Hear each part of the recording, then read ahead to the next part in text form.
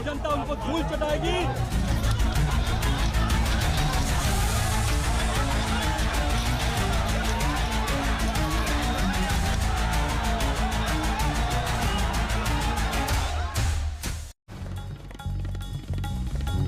नमस्कार, आप देख रहे हैं आज तक। मैं हूं आपके साथ हिमांशु दीक्षित।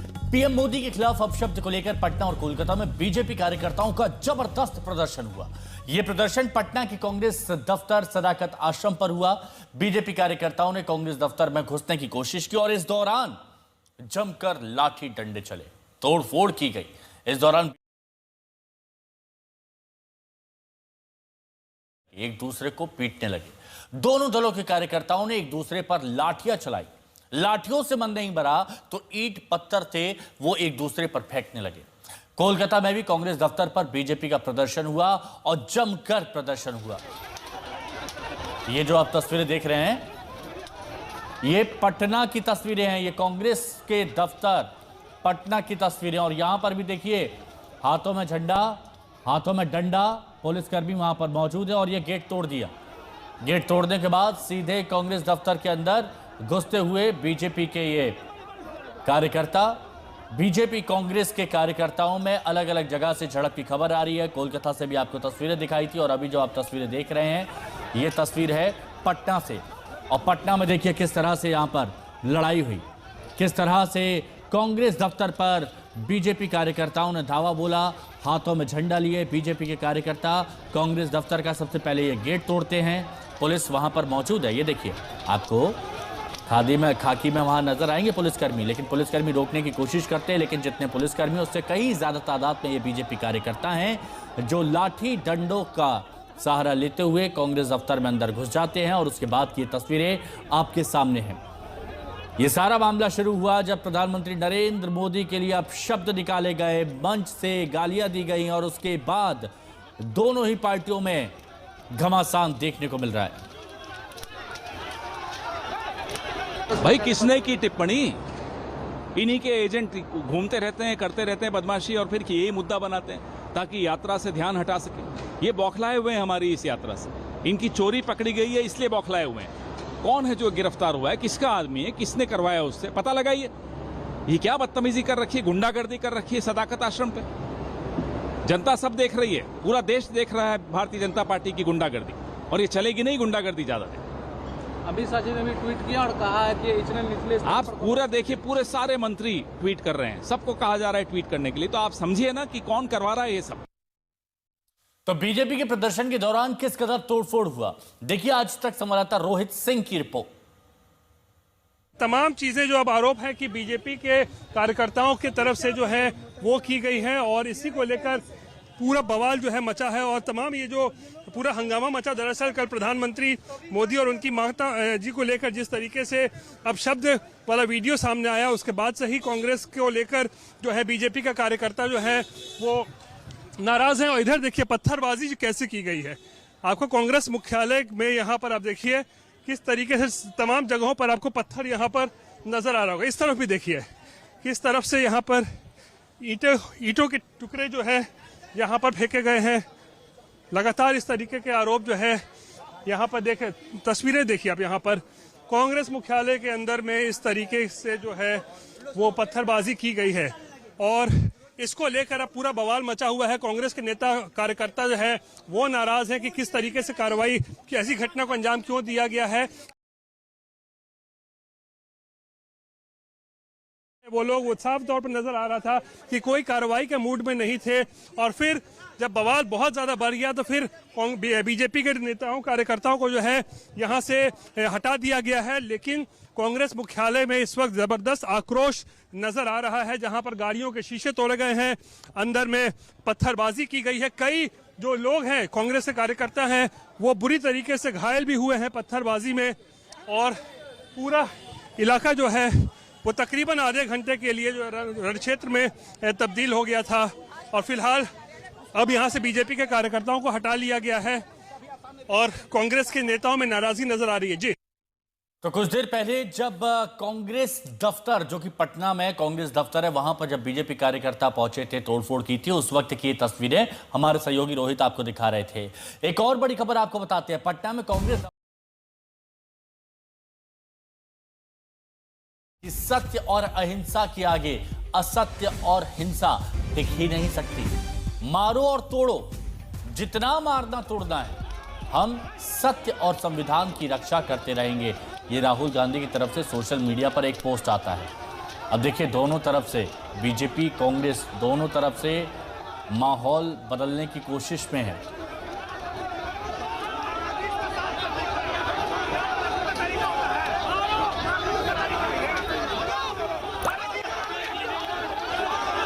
तो जमकर हंगामा इस वक्त बिहार में देखने को मिल रहा है। बिहार में चुनावी माहौल है और चुनावी माहौल में बयान तो अब सामने आ ही रहे हैं। मौसमी सिंह हमारी सहयोगी इस वक्त हमारे साथ में जुड़ी हुई हैं, जहां वोटर अधिकार यात्रा लगातार चल रही। राहुल गांधी बिहार में है। मौसमी, एक बहुत बड़ा मुद्दा बिहार में इस वक्त उठ रहा है, वो है प्रधानमंत्री नरेंद्र मोदी को गाली देने का, उनकी मां को अपशब्द कहने का।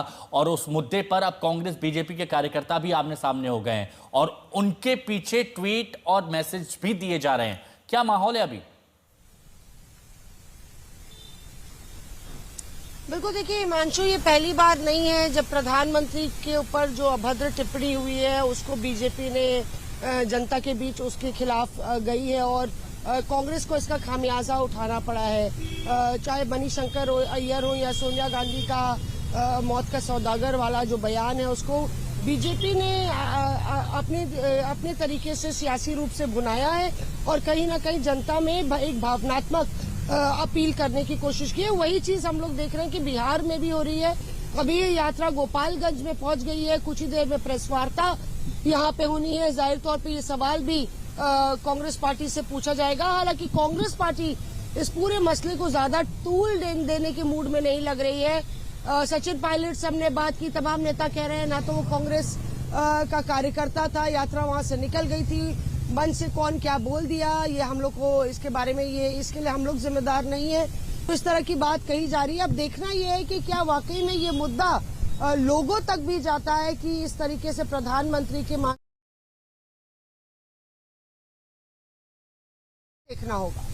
बिल्कुल, आपने सही कहा मौसमी, शुक्रिया आपका हमारे साथ जुड़ने के लिए। लेकिन एक बात देखिए कि राहुल गांधी की तरफ से सोशल मीडिया पर एक पोस्ट आता है और राहुल गांधी कहते हैं कि जितना भी मारपीट यहां पर करोगे उसका कोई असर नहीं पड़ेगा, जितना मारना है मारो, तोड़ना है तोड़ो, सत्य और संविधान की रक्षा करते रहेंगे। तो दूसरी तरफ केंद्रीय गृह मंत्री अमित शाह प्रधानमंत्री नरेंद्र मोदी को अपशब्द कहने पर कांग्रेस पर हमला बोलते दिखे। गुवाहाटी में अमित शाह ने कहा कि राहुल गांधी के मंच से पीएम के खिलाफ अपशब्द कहे गए। कांग्रेस लगातार पीएम मोदी के खिलाफ खराब भाषा का इस्तेमाल करती रही है। कांग्रेस जितनी गाली देगी उतना ही कमल खिलेगा। हर कांग्रेस नेता ने मोदी जी के लिए अपशब्द कहे। कोई मौत का सौदागर कहता है, कोई जहरीला सांप कहता है, कोई नीच आदमी कहता है, कोई रावण बताता है, कोई भस्मासुर बताता है, कोई वायरस कहता है। कांग्रेस के नेता क्या समझते हैं? इस प्रकार की भाषा का प्रयोग कर कर आपको जनादेश प्राप्त होगा क्या? मैं आज कांग्रेस के नेताओं को कहना चाहता हूं, जितनी ज्यादा गालियां मोदी जी को आप दोगे, कमल का फूल इतना ही बड़ा होकर खिलकर आसमान तक पहुंचेगा।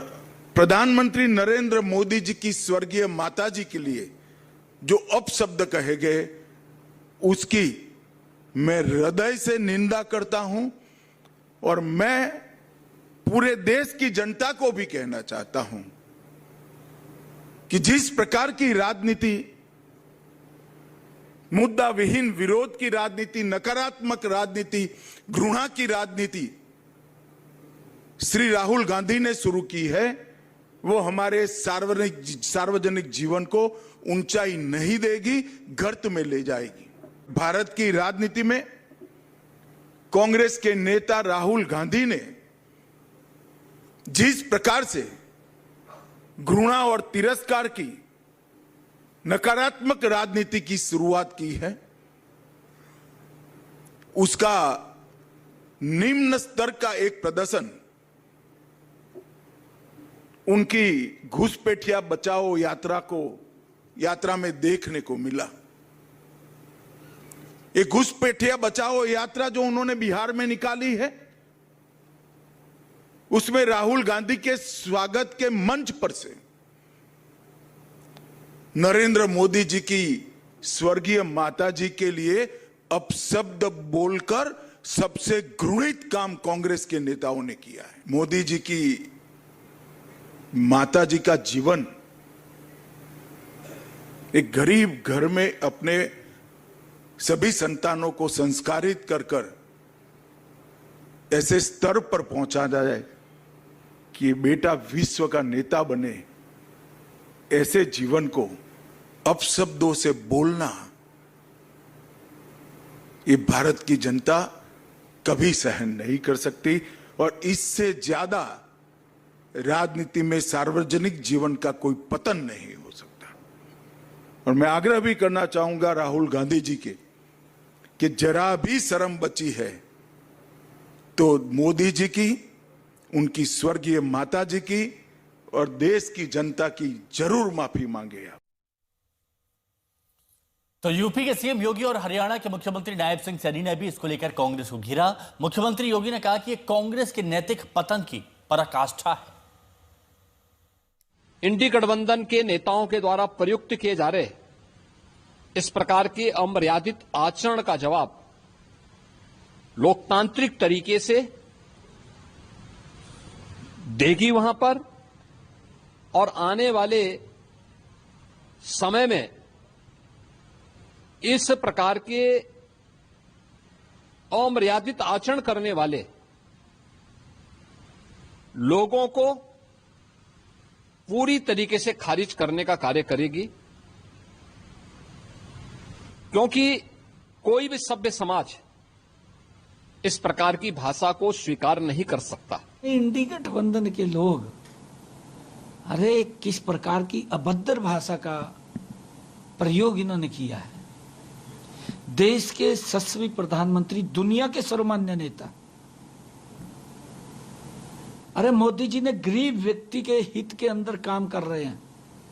उसकी जो तपस्या है, उसकी जो मेहनत है, कांग्रेस तो उसके लाग पास भी नहीं है। किस प्रकार की भाषा बोल रहे हैं।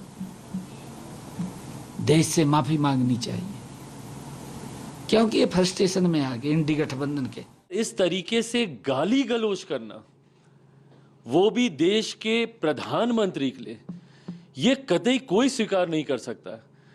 भाई मेरे प्रधानमंत्री हैं, वो हमारे देश के प्रधानमंत्री हैं। वो अगर आपको उनके किसी विषय को लेकर ऐतराज भी है तो आप अपने पक्ष को रखिए ना, पर मर्यादित होकर उस पक्ष को रखिए। इस तरह की भाषा अपमानजनक और भद्दी गाली गलौज का इस्तेमाल करने का क्या मतलब है? ये लोकतंत्र है क्या? यही लोकतंत्र में होता है। प्रधानमंत्री को गाली दे रहे हैं तो ये आपका जो कुंठा है वो कुंठा चरम पर है, और आपके कुंठा का ये और हताश भी हो चुके हैं। उनकी हताशा भी ये बताता है कि वो हताश हो चुके हैं। उनको लग रहा है कि अब यहां हम हारेंगे, तो अब ये गाली गलौज पर उतर आए। तो कांग्रेस के नेता सचिन पायलट आज बिहार में और वोटर अधिकार यात्रा में वो हिस्सा भी ले रहे हैं। उन्होंने भी निंदा की जो भी हुआ, लेकिन साथ ही उन्होंने ये भी कहा कि ये नहीं भूलना चाहिए कि सोनिया गांधी के लिए क्या क्या कहा गया है। आप यहाँ पे हैं, तमाम मंच लगते हैं रास्ते में। बीजेपी लगातार इस बात को तूल भी दे रही है और कह रही है कि प्रधानमंत्री नरेंद्र मोदी को मंच से आपके गाली दी गई। क्या इसकी? बिल्कुल गलत है। मैं समझता हूँ हमारी राजनीति में इस प्रकार की भाषा की कोई जगह नहीं है। मैं उसकी निंदा करता हूँ, भर्त्सना करता हूँ। हमारी पार्टी का कोई लेन देन नहीं था। यात्रा निकल गई थी, मंच पर कोई व्यक्ति चढ़ गया और अपशब्द का प्रयोग किया, उसकी मैं निंदा करता हूँ। और हमने हमारी पार्टी ने कभी भी इस प्रकार की राजनीति को बढ़ावा नहीं दिया। मैं समझता हूँ बड़ा निंदनीय है और इस प्रकार की भाषा का कोई स्थान हमारे देश की राजनीति में नहीं है। राहुल गांधी पर भी निशाना साध रहे हैं कि राहुल गांधी तू तड़ाक से प्रधानमंत्री से बात करते हैं। उन्होंने कहा कि ट्रंप ने उनको बोला। और चलिए अब आपको सीधे टोक्यो लिए चलते हैं, जहां प्रधानमंत्री नरेंद्र मोदी धार्मिक गुरु से मुलाकात कर रहे हैं। और ये देखिए, ये उस वक्त की तस्वीरें आपको दिखा रहे हैं। प्रधानमंत्री नरेंद्र मोदी इस वक्त टोक्यो में धार्मिक गुरु से मुलाकात करते हुए भारतीय प्रधानमंत्री नरेंद्र मोदी जापान पहुंचे हैं, जापान दौरे पर हैं प्रधानमंत्री, और इसके बाद वो चीन भी जाएंगे। लेकिन उससे पहले वो तस्वीरें हम आपको दिखा रहे थे जहां पर प्रधानमंत्री नरेंद्र मोदी पहुंचे हुए थे जापान, और वहां एक धार्मिक गुरु से मुलाकात भी हो रही थी। चलिए एक बार फिर से वापस लौटते हैं, बात उत्तर प्रदेश की करते हैं, क्योंकि यूपी का संभल एक बार फिर से सुर्खियों में है। पिछले साल 24 नवंबर को सभी ने देखा कि संभल में हिंसा हुई और उस हिंसा की जांच कराई गई, और अब जांच टीम ने अपनी रिपोर्ट दे दी है। इस रिपोर्ट पर सरकार को अब एक्शन भी लेना है, लेकिन उससे पहले संभल प्रशासन को एक बार फिर हालात बिगड़ने का खतरा सता रहा है। उत्तर प्रदेश पुलिस ने संभल में एक बार फिर से सुरक्षा चाक चौबंद कर दी है। ये देखिए रिपोर्ट में मुख्यमंत्री योगी आदित्यनाथ की तारीफ की गई है, अतिक्रमण पर सीधे एक्शन की बात कही गई है। संभल हिंसा पर 450 पन्नों की ये रिपोर्ट है जिसमें कई खुलासे हुए हैं, और संभल में सुरक्षा बढ़ा दी गई है, कानून व्यवस्था पर बाकायदा नजर रखी जा रही है। इसमें ये 450 पन्नों की रिपोर्ट में यह भी स्पष्ट हुआ है कि संभल में आतंकी संगठन सक्रिय थे, अलकायदा का बहुत बड़ा नेटवर्क संभल में था, और इसके साथ ही तहरीक तालिबान भी संभल में सक्रिय है, एक्टिव है, और उससे जुड़े कई लोग भी यहाँ पर एक्टिव हो सकते हैं। संभल से अलकायदा का कमांडर आसिम उमर है, और इसीलिए कहा गया कि टॉप 10 वांटेड जो आतंकी है उनमें से भी संभल से ताल्लुक है। ISI से भी संभल के आतंकियों का कनेक्शन सामने आया। आशीष श्रीवास्तव हमारे सहयोगी इस वक्त हमारे साथ में जुड़े हैं। आशीष, जब से ये रिपोर्ट आई है तो रिपोर्ट के बाद से सुरक्षा भी चाक चौबंद कर दी गई है, क्या अंदेशा जताया जा रहा है संभल में? देखिए, संभल में जब से ये रिपोर्ट आई है उसके बाद आज जुम्मे की नमाज थी, और उसके बाद काफी तादाद में यहाँ पर नमाज पढ़ने नमाजी आए हैं, और कहीं ना कहीं पुलिस ने चारों तरफ जो तैनाती की है वो फोर्स की तो की ही है, साथ साथ इस रिपोर्ट की भी चर्चा हो रही है। चूंकि यहाँ पर मेरे साथ कई ऐसे जो यहाँ के वरिष्ठ लोग हैं संभल के, वो मौजूद हैं जो नमाज पढ़कर अभी आए हैं, और उनसे भी रिपोर्ट की चर्चा हमने की है। वो अपना क्या बता रहे हैं हम खुद आपसे भी सुनवाते हैं कि आखिर वो इस रिपोर्ट पर क्या कह रहे हैं। ये बताइए, क्या नाम है आपका? साद आदिल। ये बताइए, जो रिपोर्ट सौंपी है शासन ने, और शासन को सौंपी गई, आयोग ने कहा है कि 15 दंगे हुए हैं संभल में सबसे ज्यादा। जी जी जी, तो हुए हैं इतने? देखी साहब, रिपोर्ट पढ़ी भी आज पेपर में, और आपके टीवी के मोबाइल के माध्यम से मालूम हुआ है। वैसे ऐसी कोई चीज है नहीं। हिंदू विस्थापित हुआ सबसे ज्यादा, मुसलमानों को फायदा हुआ। आपको क्या बताया, पूरे देश का पहला शहर संभल ऐसा है जहाँ से ट्रेन बैक जाती है वापिस जाती। यहाँ सुविधा नहीं, यहाँ ट्रेन नहीं, यहाँ बस नहीं, यहाँ स्कूल कॉलेज नहीं, यहाँ अस्पताल नहीं। ठीक है, इस पूरे मुद्दे पर किस तरह की सियासी बयानबाजी आ रही है वो भी आपको सुनवाते हैं। अब ये जो न्यायिक जांच आई है उसके बाद वहां का न्याय मिलेगा, और जो दोषी हैं उनको फास्ट ट्रैक कोर्ट पर केस को रख करके उनको सजा निश्चित है। अब ये तुष्टीकरण की राजनीति समाजवादी पार्टी जो करती रही है वो अब नहीं चलने वाली। ये जिम्मेदारी हमारी सरकारों की है कि भय मुक्त माहौल होना चाहिए देश का। उत्तर प्रदेश का भी माहौल भय मुक्त होना चाहिए। जिन लोगों को दूसरी जगह अच्छे रोजगार मिल रहे हैं, लोग तो देश छोड़ के जा रहे हैं। 18 से 20 लाख लोग जा चुके हैं देश छोड़ के, क्योंकि उन्हें वहाँ पे अच्छा माहौल मिल रहा है, अच्छा रोजगार मिल रहा है। लेकिन एक वजह जो ये भी हो सकती है कि बहुत से लोग डर के भागे हों, उन्होंने छोड़ दिया हो, जो हमारी सरकारों के लिए शर्मनाक है कि वो लोग क्यों ऐसे चले गए। अपने ही देश में, अपने ही घर में, अपने ही लोगों से डरेंगे। आज़ादी के समय जो हमारे हिंदुओं की आबादी वहाँ पर संभल में 45% थी, मुसलमानों की आबादी 55% थी, वो मुसलमानों की आबादी बढ़कर आज 85% पहुँच गई है। हिंदुओं की आबादी मात्र 15% रह गई है। तो ये डेमोग्राफिक परिवर्तन कैसे हुआ है? लगातार देखने को मिल रहा है, जब भी कोई बहुत ही विशेष मुद्दा होता है तो उस मुद्दे से भटकाने के लिए भारतीय जनता पार्टी के लोग या उनका गुट कोई ना कोई इस तरह के प्रकरण करता है जो लोगों के बीच में भ्रम फैला सके और सही मुद्दों से ध्यान भटका सके। मानव जीवन के लिए सुरक्षा सबसे महत्वपूर्ण विषय है। जहां जहां भी सुरक्षा के एहसास का अभाव होता है वहां से व्यक्ति पलायन कर जाता है। और संभल के हिंसा को लेकर के जो रिपोर्ट आई है उस रिपोर्ट भी इसी तरह से इंगित कर रही है कि बड़ी संख्या में दंगों में हिंसा के नाते हिंदुओं को पलायन के लिए मजबूर होना पड़ा। लेकिन देश के लिए ये एक बड़ा खतरा है, क्योंकि देश में जानबूझकर के डेमोग्राफी को चेंज करने के लिए एक साजिश रची जा रही है और ये डेमोग्राफिक चेंज इस देश की इंटरनल सिक्योरिटी के लिए एक बड़ा खतरा है। भारतीय जनता पार्टी की सरकार में संबल हिंसा को लेकर एक गोपनीय रिपोर्ट माननीय मुख्यमंत्री जी को सौंपी गई। उस गोपनीय रिपोर्ट में क्या लिखा हुआ है ये उस कमेटी के हेड मीडिया के सामने चर्चा करते हैं, लेकिन वो रिपोर्ट गोपनीय है। सूचना विभाग बताता है क्या चलाना है क्या नहीं चलाना है, लेकिन वो रिपोर्ट गोपनीय है। तो ऐसी गोपनीय रिपोर्ट के बारे में जनता भली भांति जानती है कि भारतीय जनता पार्टी ऐसी गोपनीय रिपोर्ट केवल जनता का ध्यान मुख्य मुद्दों से बांटने के लिए लेके आती है। भारतीय जनता पार्टी का कोई भी हथकंडा अब पीडीए के सामने चलने वाला नहीं है। और यहां रुकेंगे एक बहुत छोटे से ब्रेक के लिए। आप देखते रहें आज तक। प्रेजेंटेड बाय पतंजलि गाय का घी। मां का की तस्वीरें बता रही हैं कि यहां कैसे तबाही मची है। बेकाबू हालात पर काबू पाने के लिए रेस्क्यू ऑपरेशन जारी है। जेसीबी मशीनों से मलबा हटाया जा रहा है। हालात को सामान्य करने की कोशिश हो रही है। आज तक ब्यूरो। तो हिमाचल में आसमानी कोहराम से तबाही है। जगह जगह सैलाब के कहर में लोग फंसे हुए हैं। कहीं रस्सी के सहारे रेस्क्यू चल रहा है, तो कहीं बोट, तो कहीं हेलीकॉप्टर का इस्तेमाल हो रहा है। अलग अलग जगहों पर कैसे मूसलाधार मुसीबत से लोग परेशान हैं, उन्हें सुरक्षित जगहों पर पहुंचाने के लिए कैसे रेस्क्यू ऑपरेशन चल रहा है, देखिए इस रिपोर्ट के जरिए।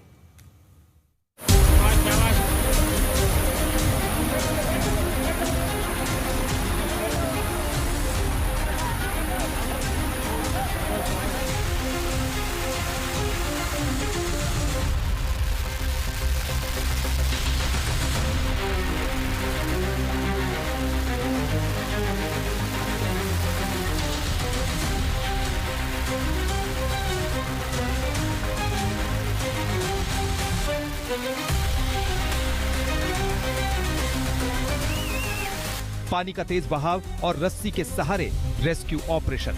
जल प्रहार के बीच से हाथ पकड़कर एक एक लोगों को बाहर निकालने की ये तस्वीर हिमाचल के कांगड़ा की है, जहां पौंग डैम से छोड़े गए पानी में ये सभी फंस गए थे। हिमाचल में लगातार बारिश से कई इलाके जलमग्न हैं। ऐसे में जगह जगह रेस्क्यू ऑपरेशन की ऐसी तस्वीरें लगातार आ रही हैं। एनडीआरएफ की 14वीं बटालियन ने यहां से 15 लोगों को सुरक्षित बाहर निकाला, जिनमें 2 पुरुष, 7 महिलाएं और 6 बच्चे शामिल हैं। इलाके में एनडीआरएफ की टीम बाढ़ के प्रहार के बीच लोगों की मदद में जुटी है। कल इसी इलाके से एक निजी विश्वविद्यालय के 437 छात्रों को सुरक्षित निकाला गया था।